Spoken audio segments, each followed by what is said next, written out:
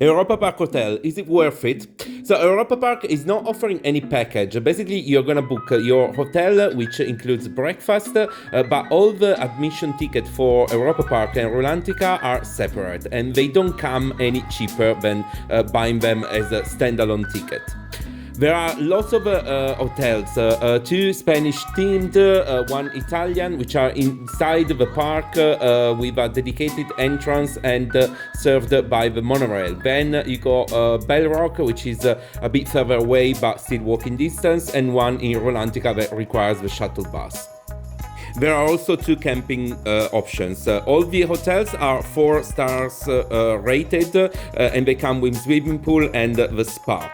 The advantage is that through the hotel you can get 3-day admission ticket, which is a bit cheaper. The hotel are heavily themed, really nice, and you got an amazing view, especially if you are in the ones inside the park. You can look straight to the attractions. There are plenty of options for dinner at night, not so expensive, and of course the night views are included in the price. So what are the benefits? Well, as said, it's the only way to get a 3 days admission, plus hotel guests can get in the park half an hour before, actually even a bit earlier, and some of the attractions are already working, so you can just jump on the train while the park is still closed. This is clearly the best way to digest breakfast. Also, you can choose to start queuing for Woden while the park is still closed, and you're gonna just jump on the train as soon as it opens.